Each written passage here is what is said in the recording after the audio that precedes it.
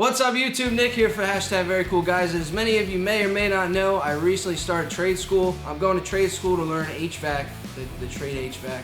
And I've acquired some tools along the way, some must-haves, so to speak. I wanted to share those tools with you guys, even if you're in the trade, thinking about getting into it. Maybe this will help you along the way, so let's jump right into it.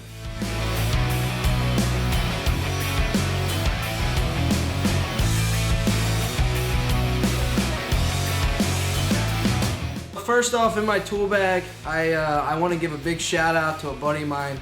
His name is Brian, King of the Crease. He's always down here. He always does videos with us. Very cool guy, and indeed. So he hooked me up with this Klein 8-in-1 HVAC nut driver. It's a multi-tool. It does different sizes. Let me see that thing. You see it?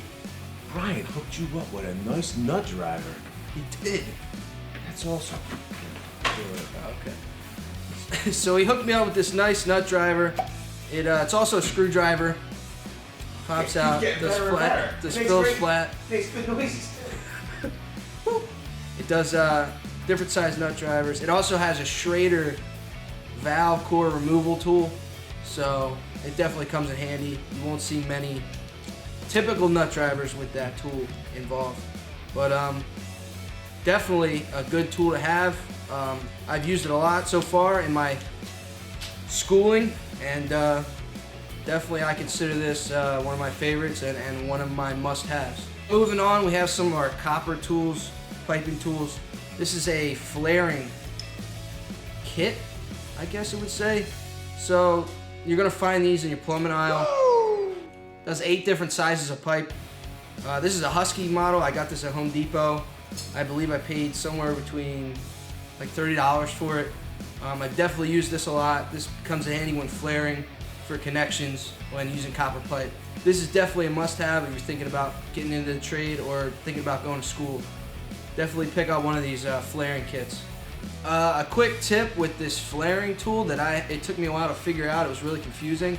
If you're trying to do half-inch tubing, copper tubing, you're gonna have to flip it to the other side. So all the other flares for the different sizes are on one side, but the half-inch specifically is on the opposite side. Just something I figure you guys might want to know. It'll definitely save you a headache when using these flaring tools. Not all of them are like that, but this Husky one is like that. Next up, obviously, tape measure, definitely must have. This is 16-foot Stanley Fat Max, and I definitely got a lot of use out of this. This came in a kit with a knife too, so it was a tape measure and a Stanley Fat Max knife. I believe it was $15 when I got it. I got this at Home Depot, and definitely served me well. So another must-have tool. It's pretty funny how I got this. This is my knife. We actually got these knives from Ohio Power Tool, and if you want to see those videos where we were out in Ohio Power Tool, we got to do a store tour. You can go check those videos out over here. It was pretty awesome, and we had a lot of fun going out there collaborating with TRZ. But definitely have a knife on you. It'll save you a lot of time and energy. Moving on, definitely a must-have. This is a service wrench. It works on opening service valves when you're checking refrigerants, any type of system, evacuation or charging. You're gonna need this wrench. This is a yellow jacket. It's made in the USA. It does all different sizes. It does 4 different sizes: 1/4 inch, 3/8, 3/16, and 5/16. It's a square drive, and it's a ratcheting wrench. Definitely must have. And I like the Yellow Jacket brand. It's made in the USA. Can't go wrong with it. Yeah, service wrench, definitely must have. So another copper piping tool. This is a deburring tool. So whenever you cut copper pipe with a tubing cutter, you're left with burrs inside the copper, and those burrs, if left inside, can cause harm to a system. So you're gonna want to deburr any copper pipe you cut with a pipe cutter. And this is an HDX. Got this at Home Depot too. This is relatively inexpensive. Comes with extra blades stored in the bottom, but definitely a must-have if you're going to be cutting copper pipe. And if you're going to be getting into the trades, you're going to end up cutting copper pipe. So I recommend having one of these deburring tools. Speaking of cutting copper pipe, the next thing we have here is a tubing cutter, a copper pipe cutter, and this is a Husky. What I like about this one is usually on this threaded bolt, you'd have to bring it down manually to the copper pipe. But with this one, you have like a quick release that disengages from the threads, so you can slide it up and down, and it'll save you a lot of time when you're trying to size it for the right cut, like 1/4 inch or 1/2 inch pipe. You could just slide it into place and then tighten down a little more and then go around. And when you're cutting copper pipe, you want to tighten it, go around, and just keep increasing the tightness and keep going around until finally it cuts through. But this Husky one was pretty cheap. It's about $20. This is a field piece. It's an Hvac brand. This is a clamp meter. So with this meter, like, you can get a couple different clamp meters. Klein makes one, but this one is special, and there's a reason why. This is specially made clamp meter.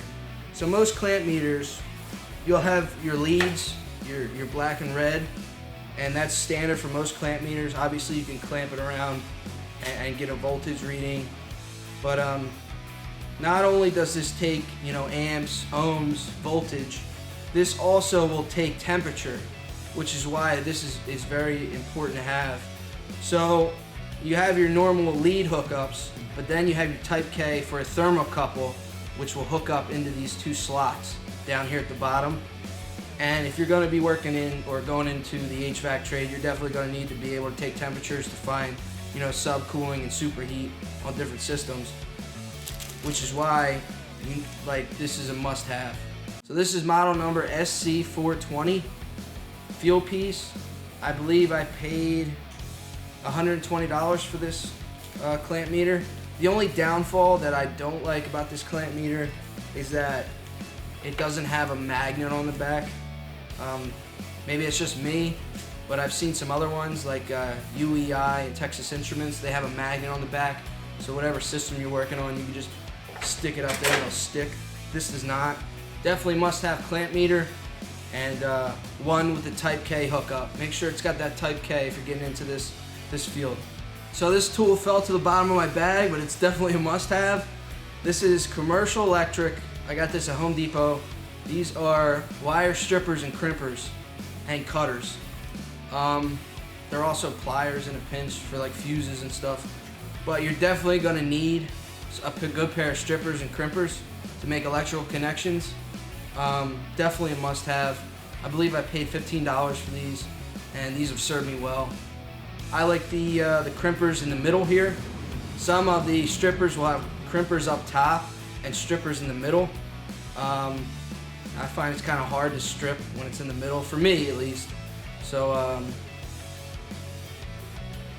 I prefer crimpers in the middle. User preference, I guess, but definitely a must-have. Another tool that is definitely a must-have and one of my favorites. I use this almost all the time. These are actually channel lock slip groove pliers. These are the 420s. They're made in the USA. We actually have a video on channel lock screwdrivers. If you want to check that video out here, we have a bunch of videos on channel lock. It's one of our favorite companies over here. They're our next door neighbors. They're in Meadville. Definitely look for the blue handle pliers. They will serve you well, and these work great. Definitely a must-have though. I'm not going to call this a must-have, but you're eventually going to need to get these. So these are my new Yellow Jacket. This is the Titan 4-port manifold, and this is you got your high and your low valve, and then you got two more valves up here at the front. You got 4 different ports on this, and most manifolds will only come with 3, which is, I mean, they'll get you by. It also has the looking glass, so you can see what's going on in the middle. You can see the refrigerant going through, but it's not digital, it's analog. These are analog. These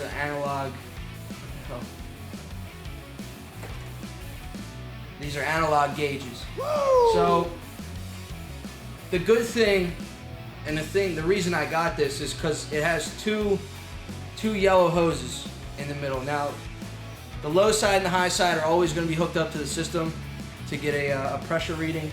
But with these 2 yellow hoses, you could be evacuating with one and then charging with another.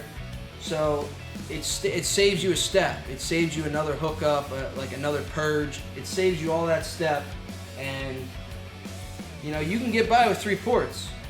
It was just recommended to me by a friend that I should get the 4-port manifold, and so far so good. Like, it's served me well, and these are really easy to open up. You can open them up all the way really quickly, and they close down really quickly. I mean, I don't know, there's really nothing bad I could say about this, and so far it's worked well for me, and it saved me a lot of time. So you're definitely going to need to get a manifold, and this came with the hoses. I bought this on Amazon. And it cost me about $180, but definitely worth it. Definitely must have. You're going to need it eventually, and it's made in America. It's Yellow Jacket, so pretty cool. It comes with Yellow Jacket hoses too. So I hope you enjoyed this video on my basic essential toolkit or must-haves for HVAC tradesmen or people thinking about getting into the HVAC school or trades. Let me know down in the comment section if there's anything you add to my list or anything you think that a future tradesman should have in the comment section below. Let me know what you think about this video. If you like this video, make sure you hit the like button. Also, you're going to want to make sure you get subscribed because we go live at least once a day. We're always doing tool deals. We find the latest tool deals and we let you guys know about them first. So you're going to make sure that notification bell is cracking like the Liberty Bell, literally. I want to thank you guys for watching this video, and we'll see you on the next one. Video's over, but I know you want more. So this is how you're going to get it. First thing you need to do is pretend you're this guy. And you're here at the birthplace of freedom. Now ring that bell like it's 1776 and let all notifications through. What? You're not subscribed yet? Well, smash this button here. After that, watch this video here, and maybe over here. See you later.